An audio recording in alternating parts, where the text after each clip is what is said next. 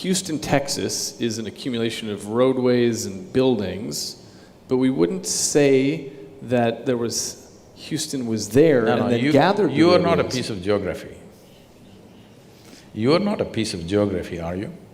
Well, I may be exactly that, a physical being. I'll tell you why from my perspective that seems like a possibility. It's because we're across the street from the world's largest medical center, and every day there are thousands of people there whose geography is changing because of Alzheimer's or stroke or tumor or traumatic brain injury, and who they are changes.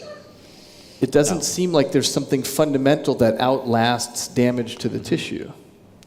See, you're talking about thought and emotion. The biggest mistake we have made is, we have given too much significance to human thought. Whatever you think is only happening from the limited data that you have gathered, yes or no? Agreed. Yes. So the data that you and me have gathered, however big we may think it is, in terms of the cosmos, it's minuscule, it's nothing. It's really not of any consequence. So from this minuscule of data that we have gathered, we are generating some thought which could be useful in making our lives, it could be useful in creating a few things, it could be useful fundamentally for our survival and to enhancement of our survival process, all this. But it doesn't give you access to life. Thought and emotion is psychological drama that's happening within you. You can conduct it any way you want. You're talking about somebody had a tumor or Alzheimer's or an accident or something and the drama went wrong. The drama can go wrong even without any of those ailments. You ask people. People's drama goes wrong without any accident or injury or ailment, just like that, drama goes wrong on a daily basis for a lot of people. We usually give that a name though, something like depression or a psychotic break. Oh, that's a business. Not one I'm making any money on. I'm saying there's only this much. Either your faculties are taking instructions from you, or they have become compulsive for some reason, all right? Either your body and mind, you can conduct it consciously, or it's become compulsive. That's all that's happening. Whether you call it physical ailment or mental ailment, all that's happened is just this, that your fundamental faculties of existence on this planet is your body and your mind. These two things, you have lost grip over them. So it can become this kind of ailment or that kind of ailment or whatever, but fundamentally you have lost charge. That's all that's happened. If your body and your brain took instructions from you, would you create depression? Would you create illness? Would you create anything? You would create highest level of pleasantness for you, isn't it? We certainly would if there were a separate you that could gain that control. See, we can come to this like this. There is something called… because I see that you keep referring my brain. If you say my brain, that means it's yours. What is yours can't be you, right? It's a colloquialism that we use because I need to refer to this one in here.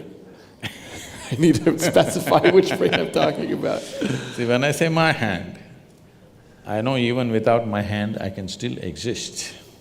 Similarly, if certain parts of the brain are gone, our ability to think and feel the way we were doing it earlier may be gone, but still that person is not gone. That's the question. So if I lose a little part of my finger, I'm still me, but if I lose a chunk of brain tissue that same size, I can be someone completely different. No, you're talking about personality. Personality is again an acquired thing. Beyond personality, I can lose memory, I can lose consciousness, of course, I can lose the ability to perceive reality the way that we do now. I might become colorblind because of a lesion, because of damage to a particular part of my brain. I lose the ability to understand what objects are. Okay, let's come to this. See, suppose somebody became colorblind because of an injury or whatever that happened to them, unfortunately. That person still knows, I have become colorblind, isn't it? He's still there. It's true for the person who becomes colorblind, but it's not true for example, a person who is born colorblind. They don't even have a concept that they could be. They don't have a concept of color. So let's take a person who's born blind entirely. They don't even have a concept of vision. So who's the you for them? Do they? See, even a person who is visually impaired, who's never seen the world around, he still exists within himself. He's as much a man or a woman as anybody else can be. It's just that if all of us were blind, we would be quite a fine society without eyes. Quite right. Yes, isn't it? Only because somebody has and I don't have. In comparison, I have a problem. Otherwise, if none of us had eyes, you think we wouldn't have found our way around? We would have. Maybe not the same way, in a different way. Oh, I totally agree, because in so many dimensions… There are mammals who were flying by, sound. Yeah. Well, there are so many dimensions that we are blind to now. So what we call visible light is just a 1/10 trillionth of the electromagnetic spectrum that's out there. We only detect a little bit. In some branches of physics, it seems there might be between 10 to 13 spatial dimensions, not just these three, and yet we're trapped in these. We are moving away from consciousness to perception. But my point is, we're already blind to most of the world. So I agree with you that, okay, so let's move back to perception. See, what an individual life is, you cannot disagree that your life, are you? You're a piece of life, I'm a piece of life, everybody is. What kind of personalities we have acquired, what kind of likes and dislikes we have acquired, what kinds of gods and demons we have acquired, what kinds of other things we've acquired is a social process that's happened to us, cultural and social process. If you were born in a different part of the world, it would be entirely different. Depending upon what we are exposed to, these are impressions that we have taken in, phenomenal amount of impressions. Leaving that aside, let's look at one fundamental. Whatever you gather, you can only claim it's mine. You cannot say it's me, isn't it? Whatever you gather. How do you mean? You mean your body? You say anything. I can say, this is my chair. If I sit here every day and then I say, this is me, then there's a problem.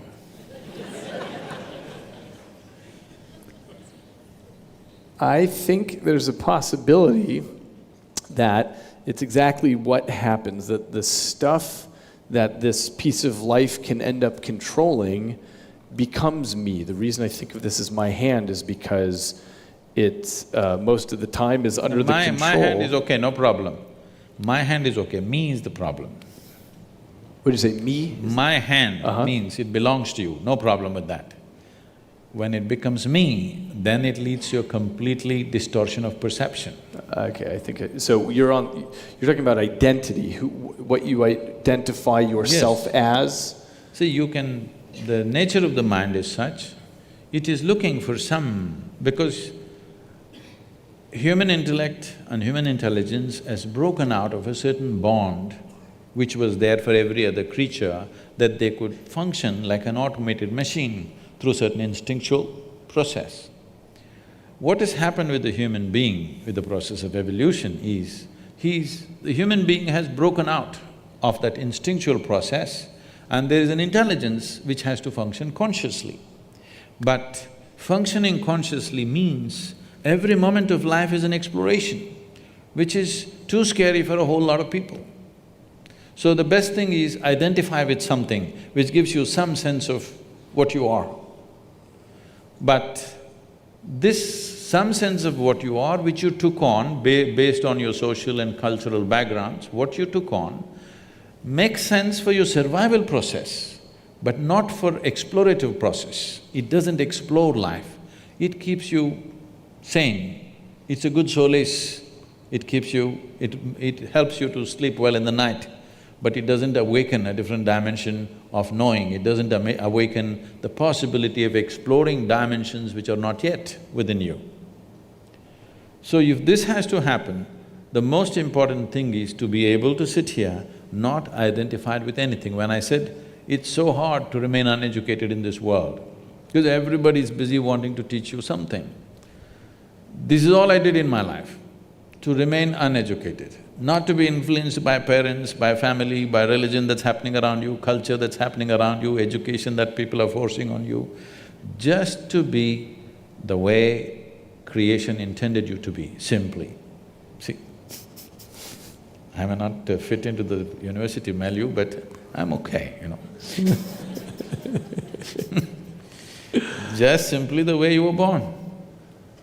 Not tangling up your intelligence to any particular thing, either your nationality or your religion or your race or your creed or your family or any kind of identity or your gender or whatever, simply to be able to view your life just as a piece of life.